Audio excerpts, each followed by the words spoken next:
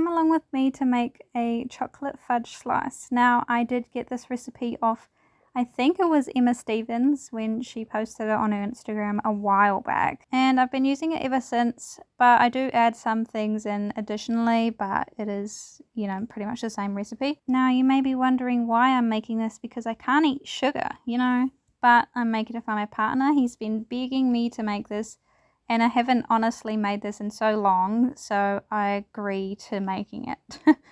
But I enjoy cooking, I enjoy baking. It doesn't faze me, even the fact that I can't eat this. It is a little bit sad because it does look delicious, but I kind of have had no sugar for so long that it's not really like I really crave it. So it's like it doesn't affect me as much as you think it would. But this process is kind of annoying, like the breaking down the biscuits. But some people put them in bags and then they like hit them with sticks and break them up. But I find that the bags end up ripping and it just becomes more a mess.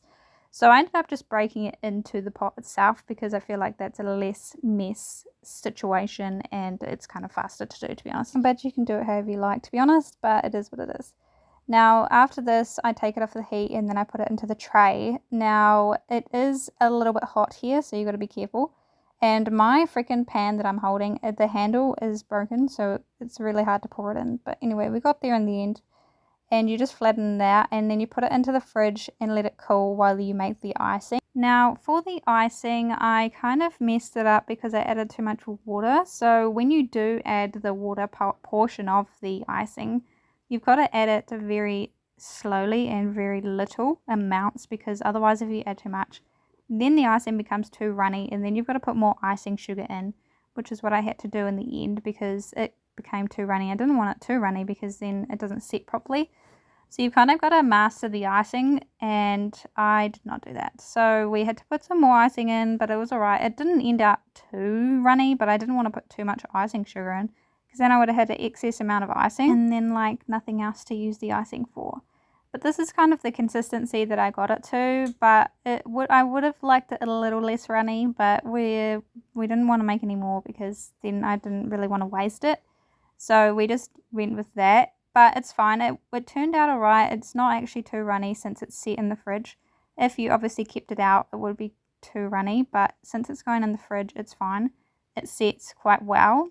But it is just the right amount, I think. Otherwise, it would have been too much.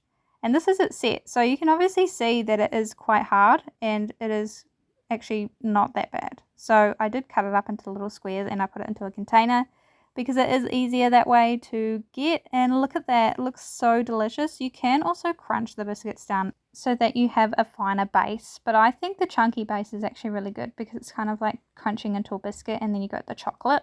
So I like doing it this way and my partner is fine with it this way. So that's the end result.